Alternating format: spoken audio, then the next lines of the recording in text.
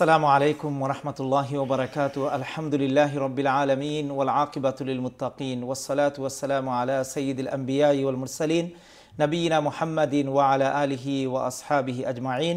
আল্লাহ পাক রব্বুল আলামিনের শাহী দরবারে অসংখ্য অগণিত শুকরিয়া যে আল্লাহ পাক রব্বুল আলামিন আমাদেরকে তৌফিক দিয়েছেন আজকে ইসলামিক লাইফ অনুষ্ঠানে উপস্থিত হওয়ার। শুরুতেই ইকরা বাংলার পর্দায় এই মুহূর্তে যারা আমাদের সাথে যোগ দিয়েছেন আপনাদেরকে ইসলামিক লাইফ অনুষ্ঠানে স্বাগতম জানাচ্ছি, মোবারকবাদ জানাচ্ছি। আশা করছি শেষ পর্যন্ত আপনারা আমাদের সাথে থাকবেন। আজকে আমাদের সাথে সম্মানিত মেহমান হিসেবে যোগ দিয়েছেন বাংলাদেশের প্রখ্যাত ওয়াইজ বিশিষ্ট আলেমে দ্বীন এবং বিশেষ করে এশিয়ার প্রাচীনতম মুসলিম স্থাপনা ঢাকার প্রথম মসজিদ ঐতিহাসিক বিনোদ বিবি সেন্ট্রাল মসজিদের সম্মানিত খতিব মুফতি শাহিদুর রহমান মাহমুদাবাদী হাফিজাহুল্লাহ। আসসালামু আলাইকুম ওয়া রাহমাতুল্লাহ। কেমন আছেন শাহ? আলহামদুলিল্লাহ, জাযাকুমুল্লাহ খাইর। অনেক ব্যস্ততার মধ্যে আমাদেরকে সময় দিয়েছেন, জাযাকুমুল্লাহ খাইর। আজকে আমরা যে বিষয়ে শাইখের কাছ থেকে আমরা আলোচনা শুনতে চাই খুবই গুরুত্বপূর্ণ একটি বিষয়। বিষয়টা হচ্ছে স্বামী স্ত্রীর সম্পর্ক ও ইসলামিক পরিবার গঠনে মহানবীর আদর্শ। সুবহানাল্লাহ। আজকে আমরা ঘরে ঘরে সমাজে এবং দেশে দেশে যে বিষয়টা আমরা দেখি যে মানুষের মধ্যে একটা অশান্তি বিরাজ করছে, এর মূল যদি আমরা দেখি পরিবারে অশান্তি। পরিবারকে যদি আমরা সুন্দরভাবে গঠন করতে পারি, মহানবীর আদর্শে যদি আমরা গঠন করতে পারি, তাহলে পরিবারে শান্তি নয় সমাজের মধ্যে আমরা শান্তি এবং দেশের মধ্যেও আমরা দেখব যে একটা শান্তিময় দেশ আমরা করতে পারছি। পরিবারকে গঠন করার জন্য ইসলামের কী দিক নির্দেশনা রয়েছে এগুলা জানার অনেক অভাব রয়েছে আমাদের। আমরা নিজ থেকেই নিজের যোগ্যতা অনুযায়ী আমরা যেভাবে চাই আমরা আমাদের অধিকার চাই, আর অধিকার যখন আমরা চাই তখন আমার দায়িত্ব আমরা আদায় করতে পারি না। শুধু আমার অধিকার নিয়েই আমি লড়াই করছি, এই লড়াইয়ে অনেকেই পরাজিত হচ্ছেন। আর আজকে যে কঠিন একটা অবস্থা আমরা দেখতে পাচ্ছি, অনেকেই বলেন আমাদের এই দেশের কথা বলি বা বাংলাদেশের কথা বলি, মুসলমান দেশের দিকে আমরা যদি তাকাই, অনেকেই বলেন 40 থেকে 50% আজকে তালাক হচ্ছে। এটা কিন্তু অতীতে ছিল না। আজকে আমরা বিশেষ করে এই দেশে আমরা অনেক নিয়ামত আমরা ভোগ করছি, এরপরেও আজকে আমরা পরিবার নিয়ে অশান্তির মধ্যে আসি। আল্লাহ যেন আমাদেরকে বোঝার তৌফিক দান করেন। আমি আর কথা না বাড়িয়ে এই গুরুত্বপূর্ণ টপিকে আমরা ভূমিকা স্বরূপ শাইখের কাছ থেকে আমরা আলোচনা শুনি ইনশাআল্লাহ। জি শাইখ। জাযাকাল্লাহু খাইর, আহসানাল জাযা। নাহমাদু ওয়া নুসাল্লি আলা রাসূলিল কারীম, আম্মা বা'দ। ফাআউযু বিল্লাহি মিনাশ শাইতানির রাজীম। বিসমিল্লাহির রাহমানির রাহিম। লাকাদ কানা লাকুম ফি রাসূলিল্লাহি উসওয়াতুন হাসানাহ। সাদাকাল্লাহুল আযীম। আল্লাহ রাব্বুল ইজ্জত ওয়াল জালাল আমাদেরকে পৃথিবীতে প্রেরণ করেছেন বিশেষ একটা উদ্দেশ্য নিয়ে। এই পৃথিবীতে আমাদেরকে সরাসরি আল্লাহ পৃথিবীতে পাঠাননি। চাইলে তিনি প্রেরণ করতে পারতেন ফেরেশতাদেরকে যেভাবে করেছেন বা ভিন্ন প্রজাতিকে যেভাবে সৃষ্টি করেছেন। আমাদেরকে প্রেরণ করতে গিয়ে আল্লাহ তাআলা একটা মূল নীতি, একটা রূপরেখা তৈরি করেছেন এবং মানব জাতির সৃষ্ট মাতা পিতার মাধ্যমে আমাদেরকে পৃথিবীতে নিয়ে এসেছেন।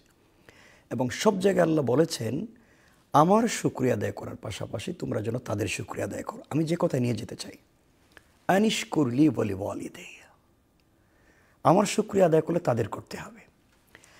আজকে মুসলিম পরিবারের ভিতরে যে ধরনের বিদ্বেষ বা যে ধরনের কাদা ছোড়াছুড়ি বা ইসলাম যেভাবে একটা পরিবারকে সমুন্নত, সচেষ্ট, উত্তম আদর্শমণ্ডিত চায়, এই দিক থেকে আমরা অনেক দূরে পড়ে গিয়েছি। এর অনেকগুলো কারণ আছে। রাসূল পাক সাল্লাল্লাহু আলাইহি ওয়াসাল্লামের আদর্শই একটা ফ্যামিলিকে এই পৃথিবীতে জান্নাতের স্বাদ দিতে পারে। রাসূল পাক সাল্লাল্লাহু আলাইহি ওয়াসাল্লামের পৃথিবীতে এসেছেন যেমন তিনি একজন শ্রেষ্ঠ বাবা, শ্রেষ্ঠ সন্তান, শ্রেষ্ঠ স্বামী এবং শ্রেষ্ঠ অভিভাবক। সুতরাং রাসূল পাক সাল্লাল্লাহু আলাইহি ওয়াসাল্লামের কাছে একজন স্বামীর কী ধরনের অধিকার এবং দায়িত্ব থাকবার কথা একটা ফ্যামিলিতে, এবং রাসূল পাক ইসলামের স্ত্রীগণ আমাদের মা, তারা রাসূল পাকের সঙ্গে ফ্যামিলিতে কী ধরনের আচরণ করেছেন, এই রূপরেখাটুকুন ইসলাম কোরআন সুন্নাহর ভিত্তিতে আমরা যদি পাবলিক পর্যন্ত ফোকাস করতে পারি, পাবলিকের কাছাকাছি নিয়ে যেতে পারি, তাহলে সামাজিক দৃষ্টিকোণ থেকে আমাদের মধ্যে যে বিবাদ তৈরি হচ্ছে, স্বামী স্ত্রী একজন আরেকজনকে সহ্য করতে পারছেন না, আমাদের থেকে ভালো বাচ্চারা তৈরি হচ্ছে না। আজকে সাহাবাই কারাম, তাবেঈন, তবে তাবেঈন, আইম্মা মুজতাহিদিন, সালফে সালেহিন, আকাবিরিদ্দিন, উলামায়ে মুতাকাদ্দিমিন, মুতাআখিরিন, আসফিয়ায়ে কেরাম একের পর এক চলে যাচ্ছেন। যত বুজুর্গ এসেছিলেন সব তো কোনো মায়ের ঘরে এসেছিলেন। উত্তম পরিবার, স্বামী স্ত্রীর সম্পর্ক চমৎকার থাকবার কারণে তাদের ঘর থেকে জন্ম নিয়েছিলেন হজরত শাহজালাল, শাহপরান, মুঈনুদ্দিন চিশতি, জুনাইদ বাগদাদি, আব্দুল কাদের জিলানী। কিন্তু আজকে হচ্ছে না। এর কারণ হচ্ছে প্রাথমিক পর্যায়ে স্বামী স্ত্রীর সম্পর্ক যেভাবে হওয়ার কথা সেভাবে হচ্ছে না। সুতরাং এখানে আমি ছোট করে বলার জন্য বলছি, রাসূল পাক সাল্লাল্লাহু আলাইহি ওয়াসাল্লাম এবং মা খাদিজাতুল কুবরা রাদিয়াল্লাহু তাআলা আনহার প্রথম জিন্দেগি যদি দেখি, কেমন বিশ্বস্ততা এবং আমানতদারি। রাসূল পাক যখন তিনি নবুয়ত লাভ করলেন, ঘরের ভিতরে আসলেন এবং তিনি অনেক বেশি জ্বরাক্রান্ত হলেন, কম্বলের নিচে শুয়ে পড়লেন। আল্লাহ তাআলা তাকে মাঝে মাঝে ডাক দিতেন, ইয়া আইয়ুহাল মুদ্দাসসির, ইয়া আইয়ুহাল মুজাম্মিল, চমৎকার করে আল্লাহ ডাক দিতেন। তো আম্মা জান আয়েশা খাদিজাতুল কুবরা বলছেন, আপনি কেন শুয়ে আছেন, কি হয়েছে? আজকে আমি এমন একজনের সাথে দেখা করেছি বা দেখা হয়েছে, তার কথা যদি তোমাকে বলি, তুমি আমার স্ত্রী, যদি বিশ্বাস না করো তা আমি আঘাতপ্রাপ্ত হব, এবং আমি যাকে বিশ্বাস করি তিনি আঘাতপ্রাপ্ত হবেন। আমার মনে হচ্ছে তুমি স্ত্রী, যদি আমার কথা বিশ্বাস না করো। আপনি কি পেয়েছেন আজকে? আজকে আমার কাছে আল্লাহ তাআলা নবুয়ত এবং রাসালত দিয়েছেন, জিবরিল আমিনকে প্রেরণ করেছেন। আমি আজকের থেকে নবী এবং রাসূল, সুতরাং আমি দ্বীনের দাওয়াত দিতে পারি। খাদিজাতুল কুবরা বলছেন, আমি তো এই দিনের অপেক্ষা করছি, আপনি স্বামী, আমানতদার এবং বিশ্বস্ত হিসাবে আপনি ব্যবসায় পাঠিয়ে আপনাকে আমানতদারির আমি পরীক্ষা নিয়েছি। আপনার গড়ে স্ত্রী হিসাবে হওয়ার পরে আপনার বিশ্বস্ততা, আপনার উত্তম চরিত্র দেখে আমার এতটুকুন বিশ্বাস হয়েছে, এই পৃথিবীতে স্বামী হিসাবে আপনিই একমাত্র পারফেক্ট।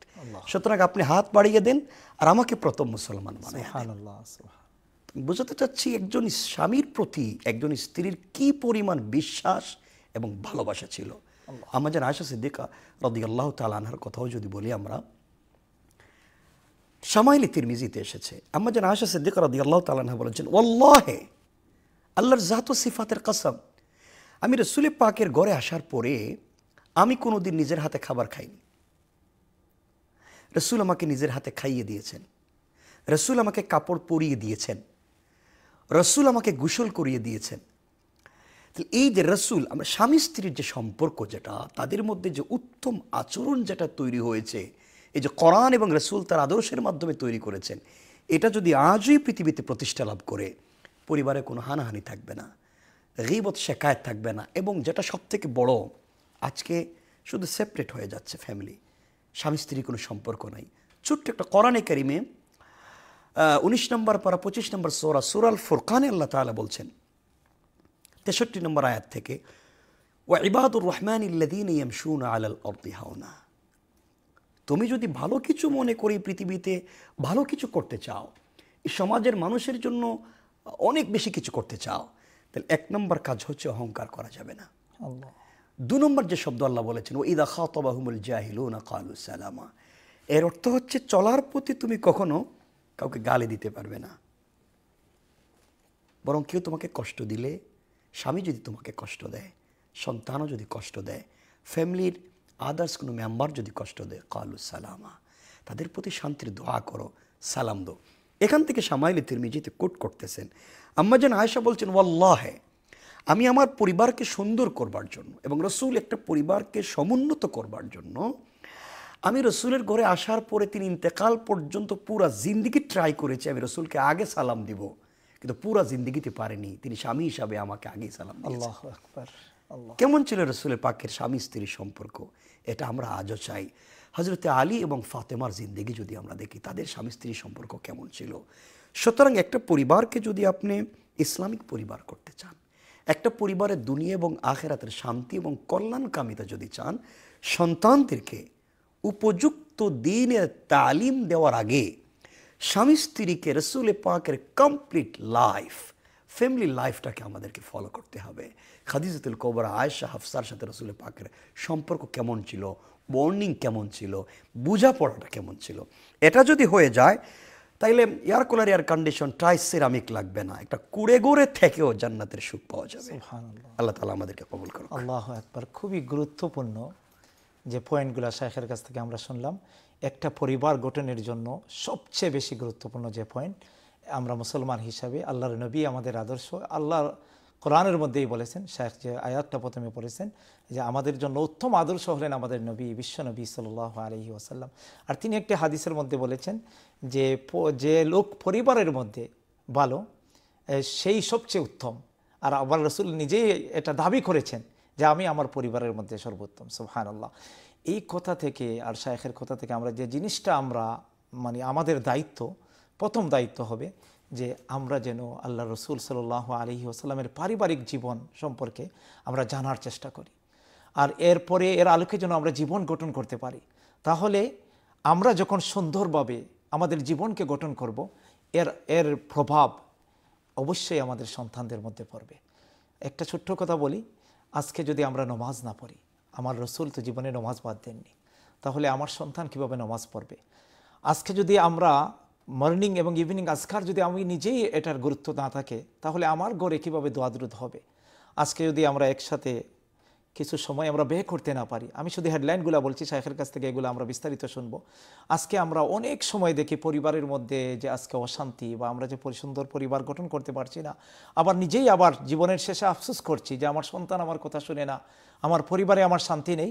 এর জন্য অনেক সময় আমরা নিজে দায়ী থাকি। সারাদিন আমরা বাজারে ঘাটে আমরা আড্ডা দিতে থাকি, সময়কে আমরা নষ্ট করতে থাকি, কিন্তু পরিবারের জন্য, সন্তানদের জন্য আমাদের সময় নেই। আমরা একটু সময় আমরা বসতে পারি না, একসাথে আমরা খাবার খেতে পারি না।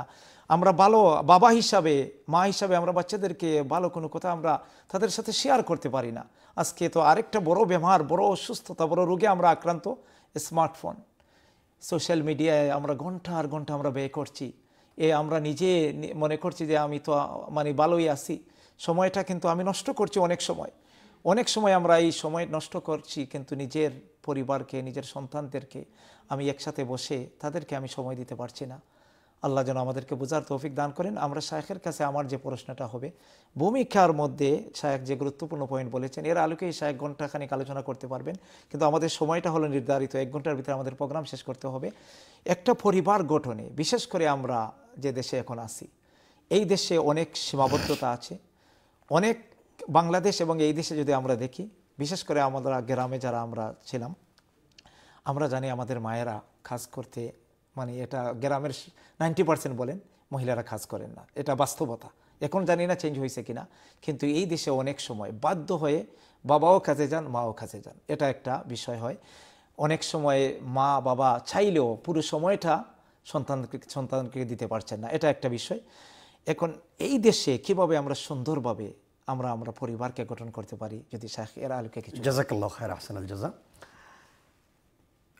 যেখান থেকে আমরা শুরু করতে চাই, রসুল পাক সাল্লাল্লাহু আলাইহি ওয়াসাল্লাম আদর্শ পরিবার গঠনে রসুল পাকের চরিত্র, ফ্যামিলি চরিত্র, এটাকে যদি আমরা এভাবে ফলো করি যে রসুল পাক সাল্লাল্লাহু আলাইহি ওয়াসাল্লাম ফ্যামিলি গঠনের ব্যাপারে কি কি ফর্মুলা আমাদেরকে দিয়েছেন, তিনি কেমন ছিলেন, তার দেখাতে তার সাহাবায়ে কেরাম কেমন ছিলেন, তাদের দেখে তাবেঈন, তবে তাবেঈনের ফ্যামিলি পরিবার কেমন ছিল, তা থেকে আমাদেরকে শিখতে হবে। তো এটার অর্থ হচ্ছে এভাবে, ফার্স্ট টাইম হচ্ছে একজন আরেকজনকে বুঝতে হবে, বোঝাপড়া থাকতে হবে। দুজন যদি একসাথে রেগে যায়, একটা পরিবার ভেঙে যেতে পারে। এজন্যে কথা, একজন রেগে গেলেও আরেকজন নরম থেকে যেতে হবে, এটাই সুন্নাহ। মানুষের রাগ উঠে যেতে পারে, মানুষের ব্যথা দিলে উঠে যেতে পারে। আমরা যদি এটাকে এভাবে বলি, একজন স্বামী সারাদিন কাজ করে এসেছেন, আপনি দরজায় দাঁড়িয়ে যদি তাকে অভ্যর্থনা করেন, হাসি মুখে কথা বলেন, আল্লাহ, তার পুরা দিন যে ব্যথা ছিল, তার যে কষ্ট, সব দূর হয়ে যায়। কারণ দিন শেষে মনে রাখতে হবে এটা, যে আমরা একদিন চলতে চলতে মা বাপকে হারিয়ে ফেলি, চলতে চলতে সন্তান আমাদের কাছ থেকে দূরে চলে যায়, কিন্তু দিন শেষে এই বুড়া আর বুড়ি, বৃদ্ধ আর বৃদ্ধা সারা জীবন একসাথে চলতে হয়, এই স্বামী স্ত্রী। সুতরাং এই বন্ডিংকে যদি ইসলামের পন্থায় নিয়ে আসা যায়, চমৎকার করে সময় পেলেই একজন আরেকজনের সাথে কথা বলা, পরিবারের ভিতরে স্ত্রীর প্রয়োজন কেমন আছে, স্বামীকে জিজ্ঞাসা করা আপনি আমার উপরে কতটুকু স্যাটিসফাইড। আমি 100% আপনাকে হয়তো খুশি করতে পারছি না। স্বামীর বলা স্ত্রীকে তোমাকে যতটুকুন ভালোবাসার কথা আমি দিতে পারছি না, এটা আমার ব্যর্থতা এবং সীমাবদ্ধতা। কিন্তু আমরা যদি রসুল পাকের জিন্দিগি ফলো করি, সাহাবায়ে কেরামের এমনও জিন্দিগি ছিল, স্বামী স্ত্রী একটাই কাপড়, তাদের একটাই কাপড়, তাদের মধ্যে তাদের আর কিছু নাই। কিন্তু একজন সলাতে গেলে আরেকজন গর্তের ভিতরে উলঙ্গ বসেছিলেন, আরেকজন স্ত্রী কাপড় পরলে স্বামী বসা ছিলেন। কিন্তু এত কিছুর পরেও রসুলে পাকের চমৎকার আদর্শ তাদের কাছে থাকবার কারণে পরিবার এমন একটা পর্যায়ে পৌঁছে গিয়েছিল যারা তারা দুনিয়া থেকেও জান্নাতের স্বাদ পেয়েছেন।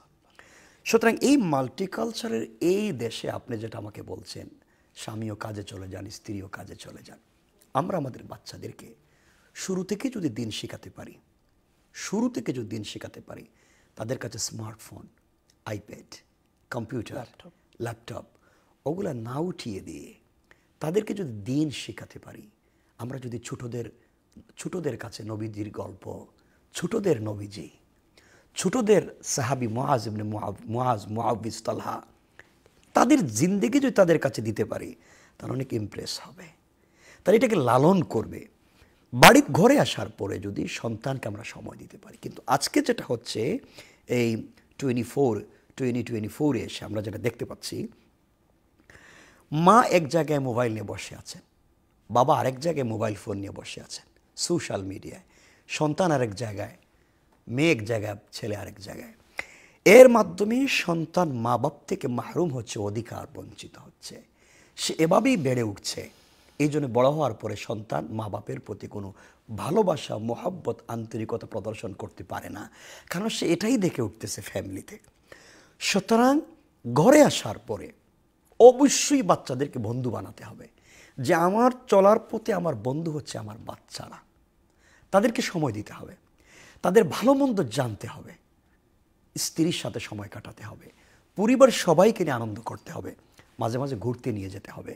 রসুল পাক সাল্লাল্লাহু আলাইহি ওয়াসাল্লাম এমন কোনো যুদ্ধ নাই যে যুদ্ধে তিনি গিয়েছেন কোনো স্ত্রীকে নিয়ে যান, এমন কোনো সফর নাই যেখানে কোনো স্ত্রীকে নিয়ে যাননি।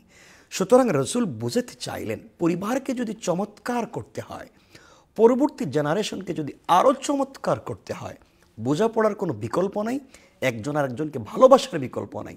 টাকা পয়সা দিলেই শুধু শান্তি ফ্যামিলিতে আসে না, যতক্ষণ পর্যন্ত ভালোবাসা তৈরি না হবে। সুতরাং দিন শেষে রসুল পাক সাল্লাল্লাহু আলাইহি ওয়াসাল্লামের আদর্শ যদি আমরা এখানে প্রতিষ্ঠা করতে পারি, ফার্স্ট টাইম আমার ফ্যামিলিতে যদি দিনের আদর্শ প্রতিষ্ঠা হয়ে যায়, আমার বাচ্চারা আদর্শবান হয়ে যাবে, সমাজ এমনি আদর্শিত হয়ে যাবে, রাষ্ট্র এমনি এমনি সুন্দর পথে চলে আসবে। সুতরাং রাষ্ট্র পরিচর্যার আগে ব্যক্তি এবং ফ্যামিলি পরিচর্যার কাজে যদি লেগে যাই, কু আনফুসাকুম ওয়া আহলিকুম, আমিও বেঁচে যাব, পরিবারও বেঁচে যাবে, আর আমি আর পরিবার মিলেই তো সমাজ, আর সমাজ মিলেই তো রাষ্ট্র। সুতরাং রাষ্ট্রের অবকাঠামো পরিচ্ছন্ন করতে গেলে রসুলের পরিবার জীবনকে অবশ্যই ফলো করতে হবে। আল্লাহু আকবার, খুবই চমৎকার কথা আমরা শাইখের কাছ থেকে শুনলাম। আল্লাহু আকবার, শাইখের যে কথাগুলো বলেছেন এগুলা কিন্তু এত কঠিন সাধ্য নয় যে আমরা পারবো না। আমরা যদি এখন থেকে, অনেক সময় হয়তো আমরা নষ্ট করে ফেলেছি, পিছনের জীবন সময়টা থেকেও সময় আর ফিরে আনতে পারবো না, কিন্তু আজকে যারা আমাদের সাথে আছেন, কথা শুনছেন বা পরবর্তীতে শুনবেন, তাদের কাছে আমাদের একটা আবেদন, আমরা সবাইকে, আপনি বাবা হতে পারেন, মা হতে পারেন, অথবা স্বামী হতে পারেন, স্ত্রী হতে পারেন, সন্তান, সবাইকে যদি আমরা একটা প্রশ্ন করি যে জীবনে কী চাও, আমরা এক বাক্যে চাই যে শান্তির জীবন চাই। কিন্তু এটা মনে রাখতে হবে, শান্তি দেওয়ার মালিক আল্লাহ। এখন প্রথম আমাদের দায়িত্ব হবে আল্লাহর হক যদি আমরা আদায় করি। আল্লাহ যেভাবে দিক নির্দেশনা দিয়েছেন, আমাদের রাসূল সাল্লাল্লাহু আলাইহি ওয়াসাল্লাম যেভাবে আমাদেরকে দিক নির্দেশনা দিয়েছেন, সাহাবায়ে কেরামের কথা শাইখ বলেছেন, কারণ সাহাবায়ে কেরাম আল্লাহ রসুলের পরে জান্নাতি, আল্লাহ তাদের উপর অনেক সাহাবায়ে কেরাম দুনিয়ার জীবনে জান্নাতের সার্টিফিকেট পেয়েছেন। আজকে আসলে দুঃখজনক হলো যে আমাদের সন্তানদেরকে যদি আমরা জিজ্ঞেস করি যে দুনিয়ার, বিশেষ করে মনে করেন ফুটবলে যারা সেলিব্রিটি আছেন বা ফুটবল যারা ফেমাস আছেন, আমার বাচ্চা সহ এই দেশে বিশেষ করে ফুটবল প্রেমিক সন্তানরা বেশি, তারা কিন্তু 10 জন 20 জন নাম শুধু বলবে না, তাদের সম্পর্কে যদি আপনি বলেন তাহলে 1 ঘন্টা আধা ঘন্টা কথা বলতে পারবে। তার জীবন সম্পর্কে, তার লাইফস্টাইল সম্পর্কে সবগুলা তার জানা। কিন্তু আজকে অপর সাইড যদি আমরা দেখি যে আবু বকর, ওমর, ওসমান, আলী, তারা দুনিয়া শাসন করেছেন, আল্লাহ রসুলের পরে খোলাফায়ে রাশিদিন ছিলেন, আজকে তাদের নামের সাথেও আমরা পরিচয় করিয়ে দিতে পারিনি। এই সব পরেও পজিটিভগুলা যদি আমরা দেখি, আজকে আমরা দেখছি অনেক অভিভাবক, অনেকে বাধ্য হয়ে, আর অনেকে আজকে এই সব আলোচনার মাধ্যমে আলহামদুলিল্লাহ অনেক সচেতন আমরা দেখি। বিশেষ করে এই দেশে শায়েখ অনেক পরিবার আমরা দেখি যে বিশেষ করে মা বাবা সন্তানদেরকে কীভাবে গড়ে তুলবেন, সঠিকভাবে কীভাবে দিনের পথে রাখবেন, অনেক পেরেশান আমরা দেখি। আর অনেকেই অনেক দায়িত্ব আদায় মানে দায়িত্ববান, আলহামদুলিল্লাহ, এটা অনেক ভালো। আমি একটি কথা বলি যে এই দেশের মসজিদগুলাতে আলহামদুলিল্লাহ নামাজের উপরে অনেকের দোয়ার মধ্যে আমি মানে চোখের পানি দেখি। এটা কিন্তু ভালো একটা সাইন যে আজকে আমরা কাঁদছি পরিবারের জন্য, দিনের জন্য, ইমানের জন্য, জান্নাতে যাওয়ার জন্য। আল্লাহ যেন আমাদেরকে এই দিকে আরও অগ্রসর হতে পারি। আমি শায়েখের কাছে যে কথাটা আমি বলতে চাই, আল্লাহ আকবার, তিনি অনেক মূল্যবান কথা বলেছেন। এর মধ্যে বলছেন যে আজকে আমরা যারা আল্লাহ রসুল, সাহাবায়ে কেরাম, তাদের পরিবার, এগুলা নিয়ে আমরা একটু জানার চেষ্টা করব। অনেকের মনে আসতে পারে 1400 বছর আগে তারা ছিলেন, আর আজকের যুগ তাদের মানে এখন যে অনেক সমস্যা, অনেক ফিতনার মধ্যে আজকে আমরা আছি, তখন হয়তো এরকম সমস্যা ছিল না, এরকম ফিতনা ছিল না। বিশেষ করে স্মার্টফোন, এই যে ইন্টারনেট, এগুলা আগে ছিল না। এখন আগের চেয়ে আরও কঠিন হয়ে গেছে। কিন্তু আজকের যুগেও আল্লাহ আকবার, একটু আগে আমি একটা জিনিস আমি দেখছিলাম যে যুগশ্রেষ্ঠ এক আলিম মুফতি তাকি উসমানী, আপনারা অনেকেই চিনেন হয়তো, ওনার ওয়াইফের একটা ইন্টারভিউর মধ্যে উনি যে কথাগুলো বলেছেন, একটি কথা বলে আমরা শায়েখের কাছে যাচ্ছি। উনি বলছেন, যেদিন আমি তার ঘরে আসছি, আমি নিয়ত করে আসছি, আমি নিয়ত করেছি যে সারাটি জীবন তিনি যে দিনই কাজে ব্যস্ত আছেন, আমি তাকে ডিস্টার্ব করব না। আমি চেষ্টা করব আমার সাধ্য সামর্থ্য অনুযায়ী সব কিছু দিয়ে তাকে সহযোগিতা করার, তাকে সাহায্য করার। সুবহানাল্লাহ, এরকম মন মানসিকতা যদি আজকে আমাদের থাকে, তাহলে একটা পরিবারকে আমরা সুন্দরভাবে গঠন করতে পারি। আমরা শায়েখের কাছ থেকে গুরুত্বপূর্ণ এই টপিকের উপরে আমরা আলোচনা শুনবো। সময় হয়ে গেছে বিরতিতে যাওয়ার। বিরতি থেকে ফিরে এসে আমরা শায়েখের কাছ থেকে গুরুত্বপূর্ণ এই বিষয়ে আলোচনা শুনবো ইনশাআল্লাহ। আমাদের সাথেই থাকুন, ফিরে এসে আবারও দেখা হবে ইনশাআল্লাহ। আসসালামু আলাইকুম ওয়া রাহমাতুল্লাহি ওয়া বারাকাতুহু। الرحمن الستار ملك الملك الغفار الوهاب المنان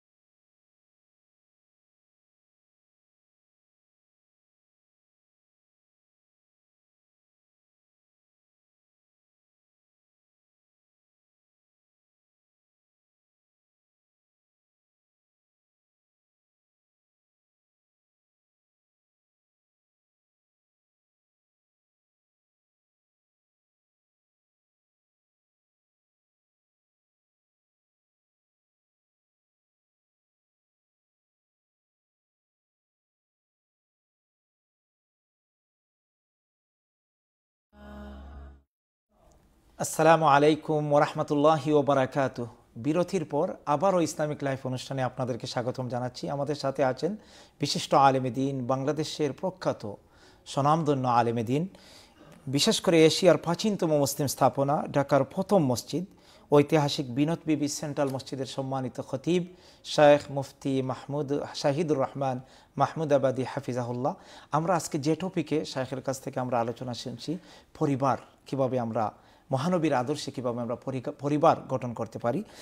শায়েখের কাছে এ মুহূর্তে আমি আমি আমি জানতে চাই যে আমরা সবাই তো চাই যে আমাদের সন্তানকে সুন্দরভাবে সোনার মানুষ হিসেবে আমরা গড়তে চাই, বিশেষ করে দ্বীনি পরিবেশে আমরা তাদেরকে গঠন করতে চাই। আল্লাহ রসুল সাল্লাল্লাহু আলাইহি ওয়াসাল্লামের সাহাবায়ে কেরাম হলেন আমাদের জন্য উত্তম আদর্শ। সাহাবায়ে কেরামের মতো আমাদের সন্তানদেরকে যদি আমরা গড়তে চাই তাহলে আমাদের করণীয় কি? জাযাকাল্লাহু খায়র, আহসানুল জাযা। চমৎকার কথা বলেছেন। কোরআনে কারিমে আল্লাহ তাআলা শুরু করেছেন সূরা ইব্রাহিম আলিফ লাম রা, কিতাবুন আনজালনাহু ইলাইকা লিতুখরিজান নাস মিনাজ যুলুমাতি ইলান নূর। আল্লাহ তাআলা বলছেন কোরআন এমন একটা কিতাব যেটাকে আমি দিয়েছি শুধুমাত্র লিতুখরিজান নাস মিনাজ যুলুমাতি ইলান নূর, অন্ধকার থেকে আলোর পথে নিয়ে আসবার জন্য। অন্ধকার 1450 বছর আগে ছিল, এখন নাই, এটা নয়। কোরআন প্রত্যেক যুগে ইউনিক এবং আধুনিক। আল্লাহ পৃথিবীর কিয়ামত অবধি যতগুলো সমস্যা তৈরি হতে পারে প্রত্যেকটা সমস্যার সমাধান দিয়ে আল্লাহ কোরআনকে বলছেন তিবিয়ানান লিকুল্লি শাই, সব কিছুর পূর্ণাঙ্গ বর্ণনা এবং সমাধান কোরআনে আছে। সুতরাং আমরা আমাদের বাচ্চাদেরকে কেমনে তৈরি করব? রাসূল পাক সাল্লাল্লাহু আলাইহি সাল্লামকে আমাদের আদর্শ বানিয়েছেন আল্লাহ তাআলা। আমরা যদি আমাদের সন্তানদেরকে চমৎকার দ্বীনি পরিবেশে ভালো মানুষ হিসাবে গড়তে চাই, প্রথমত ভালো মানুষ হোক। কারণ যে কথা আমি বলতে চাই, ভালো মানুষ হওয়ার অর্থ হচ্ছে শুধু নিজেকে নয়, ভিন্ন ধর্মের মানুষের প্রতি সহানুভূতিশীল হোক। উত্তম আচরণ বলতে শুধু নিজের প্রতি নয়, ভিন্ন ধর্মের মানুষের প্রতি সহানুভূতিশীল উত্তম আচরণকারী হোক। ভালো মানুষ বলতে নিজের প্রতি নয়, আল্লাহ যত প্রাণী সৃষ্টি করেছেন তাদের প্রতিও যেন উত্তম আচরণ করতে পারে। এই সব কিছু যদি করতে হয় তো সিরাত পাঠ, রাসূল পাকের ছোট কালের জিন্দেগি, সেই পাঠটুকুনকে আমাদের ফ্যামিলিতে বাধ্যতামূলক করে ফেলতে হবে। বাবা ঘরে এসে বাচ্চাদেরকে নিয়ে ছোটদের নবীজি কেমন ছিলেন, রসুল বাচ্চা থাকতে কেমন আচরণ করতেন মায়ের সাথে, রসুল বাচ্চাদের সাথে খেলতে কেমন করেছিলেন, রসুল কেমন ছিলেন ছোটবেলায় যখন তার মাকে একবারে ছোট থেকে পেয়েছিলেন, বাপকে পাননি। বাবা ছাড়া, জন্মের পরে মায়ের ভালোবাসা ছাড়া বেড়ে উঠে এক সন্তান এই পৃথিবীর মহামানব হিসাবে রূপান্তরিত হয়ে গেলেন। এই যে আদর্শটুকুন এই পর্যন্ত নিয়ে এসেছে, সেই আদর্শটুকুনকে আমাদের পরিবারে নিয়ে আসতে হবে। অর্থাৎ আমার বাচ্চাকে বোঝাতে হবে আমি যেন আগে বাচ্চারা পরিবারে মা বাপের সঙ্গে যে আচরণটুকুন দেখে সেটা শিখে তারা বড় হয়। আমরা যেভাবে স্বামী স্ত্রী একে অপরের সাথে আচরণ করি, সন্তান এটা দেখে কিন্তু বড় হচ্ছে। সুতরাং উত্তম আচরণ দিয়ে সন্তানকে বড় করতে হলে মা বাপের আচরণকে আগে চমৎকার জায়গায় নিয়ে আসতে হবে। বাচ্চা এমনি এমনি দেখে দেখে শিখে ফেলবে। 2 নম্বর হচ্ছে, উত্তম বাচ্চা তৈরি করতে গেলে বাবা ঘর থেকে চলে আসার পরে শুধু মাই থাকেন, যতক্ষণ মা থাকেন ততক্ষণ পর্যন্ত মা শালীন পোশাক পরে। সন্তানের সামনে যখন মা প্রস্ফুটিত হবেন বা প্রকাশিত হবেন, সন্তান মায়ের শালীনতা দেখে, ভদ্রতা দেখে সে বাহিরে ব্যবহার করা শিখে ফেলবে। 3 নম্বর হচ্ছে, কথা বলার সময় যদি মা বাপ স্বামী স্ত্রী যদি নমনীয় এবং কোমলতায় কথা বলেন, সন্তান এটা দেখে শিখবে। 4র্থ হচ্ছে, সন্তানকে উত্তম জায়গায় নিয়ে আসতে হলে মা যখন ঘরে সালাত পড়বেন তখন একা নয়, সন্তানকে সাথে নিয়ে। সন্তান মাকে সালাতে ডিস্টার্ব করুক, তার হিজাব খুলে ফেলুক, তার জায়নামাজ নিয়ে যাক, তার উপরে পানি ফেলে দিক, এটাই আল্লাহর কাছে ভালো লাগে। আল্লাহ, আমার কাছে এই দেশে যে জিনিসটা ভালো লাগে, আমি অনেক প্রাউড করি এই দেশে যে জিনিসটা দেখে, যে বাচ্চারা মসজিদে এসে দৌড়াদৌড়ি করে, তখন অনেক হাদিসের কথা মনে পড়ে। আমরা বিভিন্ন দেশে ঘুরতে দেখেছি, রাসূল পাকের একটা হাদিস হচ্ছে, যখন সালাতের পিছন থেকে বাচ্চাদের চিল্লানোর আওয়াজ, দৌড়াদৌড়ির আওয়াজ বন্ধ হয়ে যাবে, এই জাতির ভবিষ্যৎ প্রজন্ম ভয়ঙ্কর বিপদের সম্মুখীন হতে পারে। সুতরাং আমরা এমন হয়ে যাই, আমি যা করছি আমার সন্তানকে তা করতে উদ্বুদ্ধ, বাধ্য নয়, উদ্বুদ্ধ করতে যদি পারি, পরিবার সুন্দর হবে, সন্তান সুন্দর হবে। আমি কোরআন যদি পড়ি, আমার মনে হয় না আজকে আমরা যখন বড় হয়েছি, আমরা দেখতাম আমাদের মায়েরা, আমাদের দাদিরা গুনগুন করে সকালে কোরআন তিলাওয়াত করতেন। আমার মনে হচ্ছে না যে কত বছর হয়ে গেল এই শব্দ আর শুনতে পাচ্ছি না। কেন আমাদের সন্তানরা ভালো মানুষ হচ্ছে না এখন? আজ পরিবার এমন নাই। আগে আপনি এটাকে এভাবেই দেখবেন, বাংলাদেশে দেখবেন আজ থেকে 40 বছর আগে আমাদের মায়েরা, দাদিরা যখন রাস্তা দিয়ে হাঁটতেন, কোনো পুরুষ মানুষ রাস্তা দিয়ে যেতেন, ছাতা দিয়ে যেতে যেতে খাদের কিনারে পড়ে যেতেন। ওই যে তাকে দিন তাকে এই জায়গায় নিয়ে এসেছে, ফ্যামিলির শিক্ষা তাকে ওই জায়গায় নিয়ে এসেছে। আজকে এমন হয়ে গিয়েছে বাংলাদেশে বা বিভিন্ন জায়গায়, সন্তান বাবার কাছে জিজ্ঞেস করছে, আব্বা তোমার সিগারেট আছে কিনা? এমন হয়ে যাচ্ছে কেন? ওই যে পরিবার থেকে দিন শিখতে পারছে না, পরিবার ধ্বংস হয়ে যাচ্ছে। আমি যা খারাপই করছি সন্তান তা জানতে পারতেছে, এই জন্য সন্তান ভালো হওয়ার কোনো সম্ভাবনা নাই। সুতরাং পরিবারকে যদি চমৎকার জায়গায় নিয়ে আসতে হয়, আমাদের সন্তানদেরকে যদি দ্বীনের পথে উঠিয়ে নিয়ে আসতে হয়, কেমন ছিলেন হাসান হুসাইন? তাদের ঘরে খাবার ছিল না, 7 দিন 10 দিন হজরতে ফাতেমা খাবার দিতে পারেননি। হজরতে আলী হজরতে ফাতেমাকে একটা কাপড় দিতে পারেননি, একটা কাপড় দিতে পারেননি।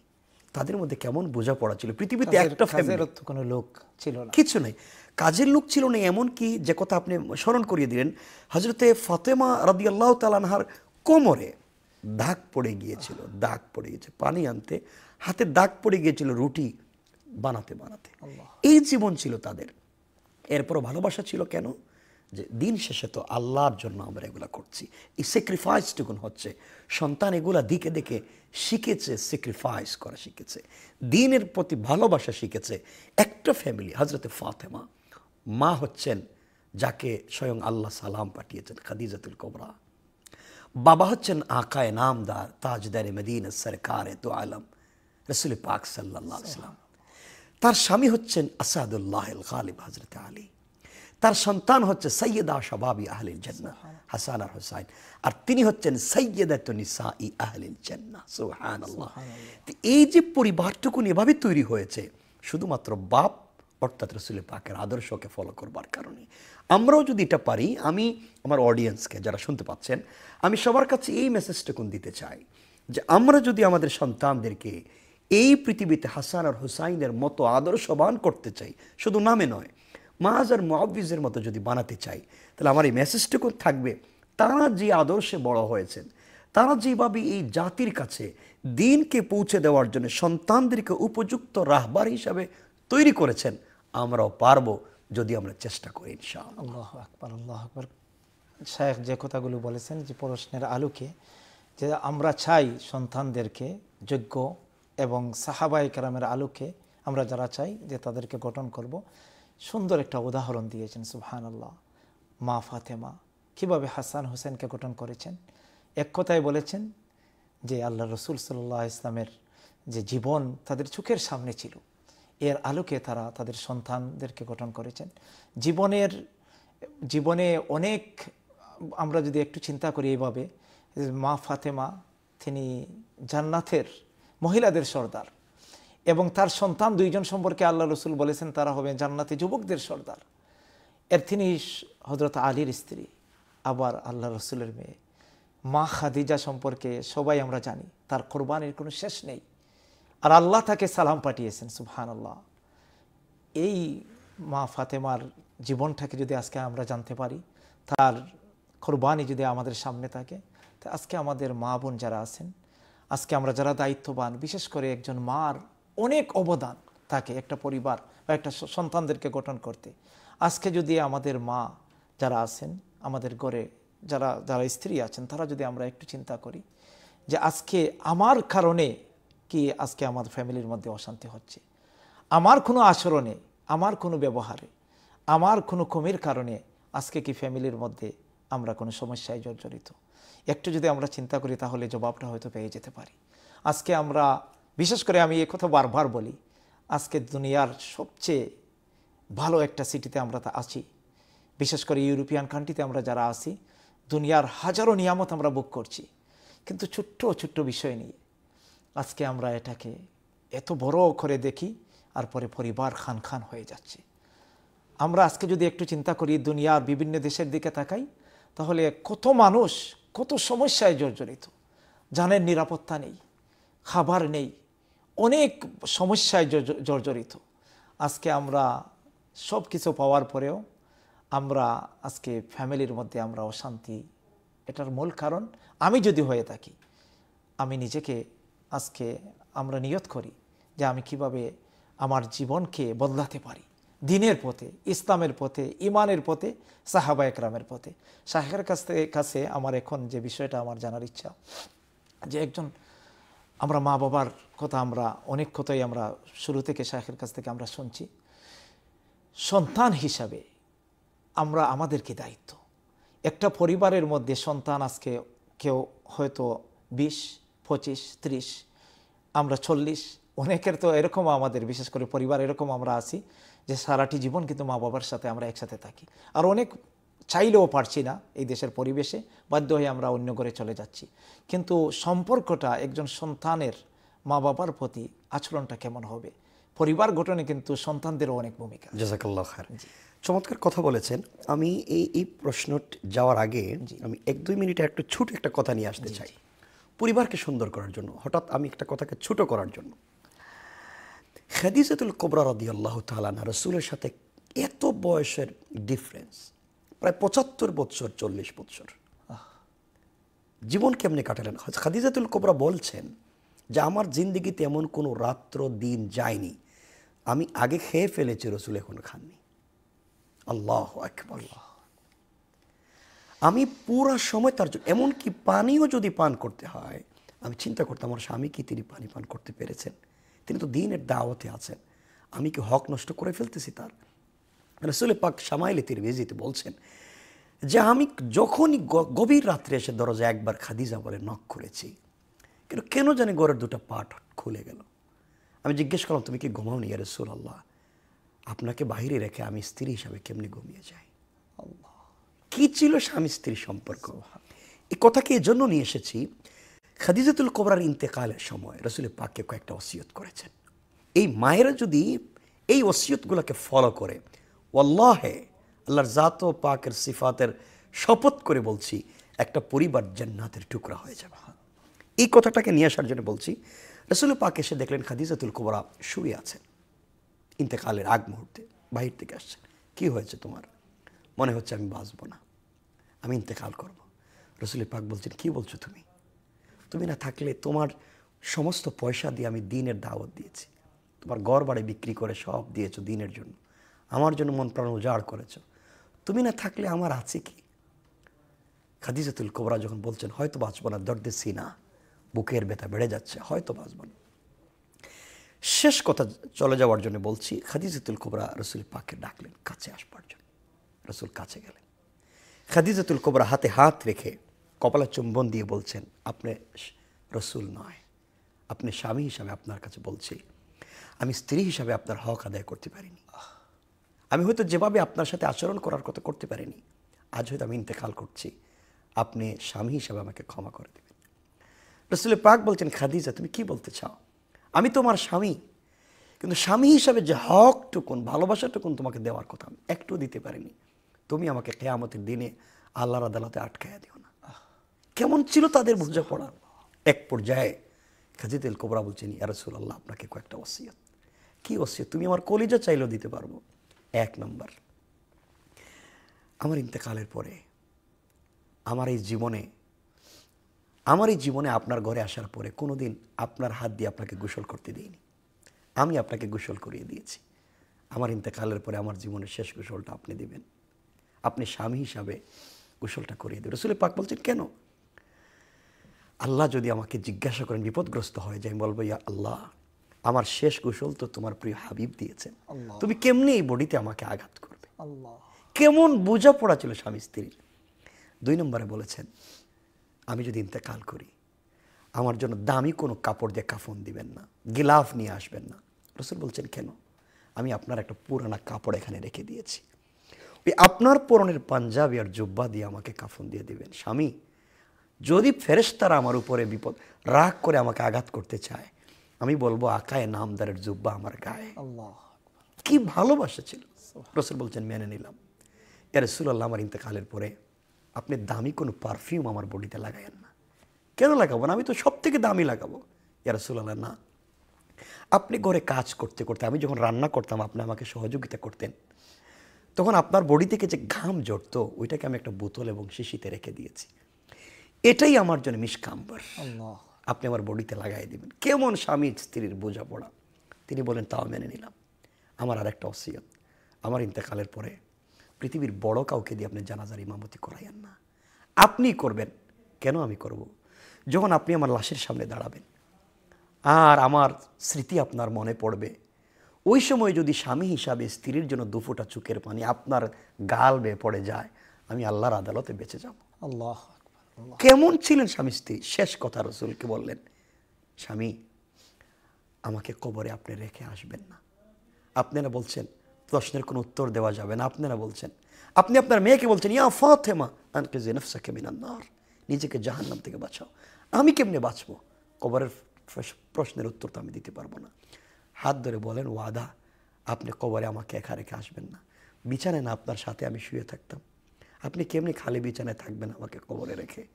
কেমন ছিল স্বামী স্ত্রীর সম্পর্ক! আল্লাহ, খাদিজাতুল কুবরাকে রাসূল বলছেন, হাত ধরে, ওয়াদা, আমি তোমাকে একা রেখে আসবো না।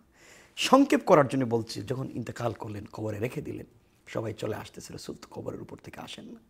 ওমর ফারুক বলছেন, রাসূলুল্লাহ, আর কত কাঁদবেন, চলে আসেন। আসতেছেন না, আমি না ওয়াদা দিয়েছি। হঠাৎ করে আওয়াজ আসছে, জিবরিল আমিনকে পাঠিয়ে দিয়েছেন আল্লাহ পাক, যাও আমার হাবিবকে নিয়ে যাও আর জানাইয়া দাও খাদিজাতুল কুবরা দ্বীনের জন্যে, ইসলামিক পরিবার তৈরি করার জন্য যা করে গিয়েছে তার স্বামীর জন্যে, তার প্রশ্নের জবাব দেওয়ার জন্য আমি আল্লাহ যথেষ্ট হয়ে গেলাম। আল্লাহ, আল্লাহু আকবার।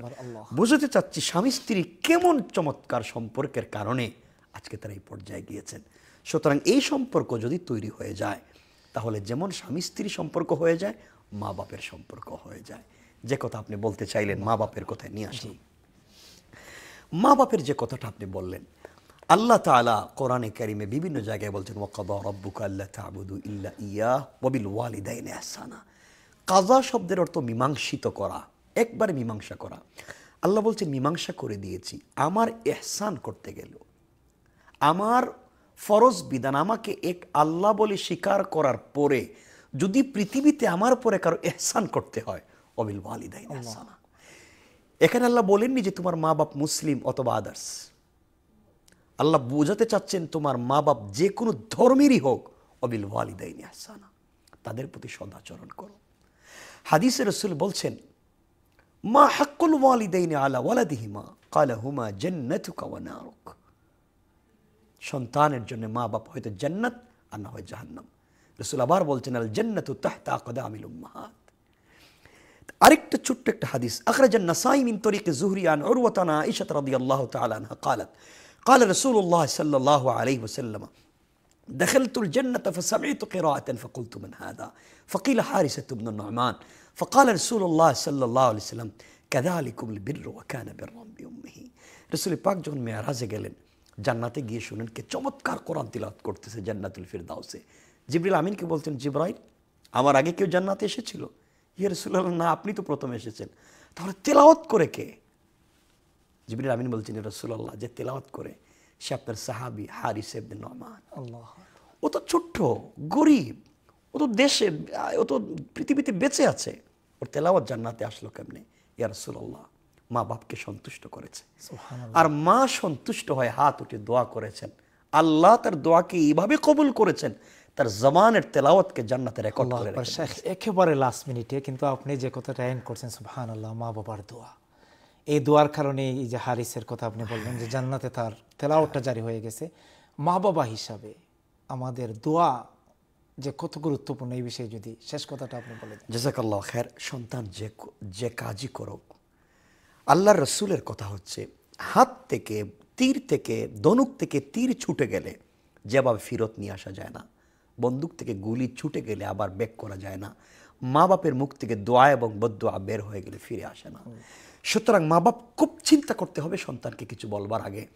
যতই কষ্টে থাকুক, পৃথিবীর সকল মিলে, এমন কাবাগরের ইমামও মিলে, পৃথিবীর সকল নবী রাসূল মিলেও যদি কারোর জন্য দোয়া করেন, আর একদিকে যদি মা হাত উঠায়, বাপ হাত উঠায়, 100% আল্লাহর কাছে সেই হাত আগে কবুল হয়ে যাবে। আল্লাহ তাআলা আমাদেরকে কবুল করুন। আল্লাহু আকবার। আল্লাহ যেন আমাদের সবাইকে এই কথাগুলোর উপর আমল করার তৌফিক দান করেন। বিশেষভাবে শেষ যে কথাটা শায়েখ বলছেন, মা বাবার দোয়া, আমরা সন্তান হিসাবে আমরাও যেন মা বাবার দোয়া নিতে পারি, আর মা বাবারও দায়িত্ব সন্তানদের জন্য আমরা যেন দোয়া করতে পারি। আল্লাহ সুবহানাহু ওয়া তাআলা আমাদের সবাইকে যেন আজকে শায়েখ যে গুরুত্বপূর্ণ আলোচনা রেখেছেন, পরিবার গঠনে মহানবী ইসলামের আদর্শ, এই আলোকে যেন আমরা পরিবারকে গঠন করতে পারি। শায়েখের আমরা শুকরিয়া আদায় করছি ইকরা বাংলার পক্ষ থেকে। আল্লাহ যেন শায়েখকে উত্তম মর্যাদা দান করেন। আগামীতেও আমরা চাই শায়েখের এই চমৎকার আলোচনা যেন আমরা আরও শুনতে পারি। আল্লাহ যেন আমাদেরকে তৌফিক দান করেন। আজকের মতো আমরা বিদায় নিচ্ছি। ফিরে আগামী সপ্তাহে সেম টাইমে আবারও দেখা হবে ইনশাআল্লাহ। আমরা আল্লাহ সুবহানাহু ওয়া তাআলার কাছে দোয়া করছি, আল্লাহ যেন আমাদের সবাইকে ভালো রাখেন, সুস্থ রাখেন, এ কামনা করছি। আসসালামু আলাইকুম ওয়া রাহমাতুল্লাহি ওয়া বারাকাতুহু।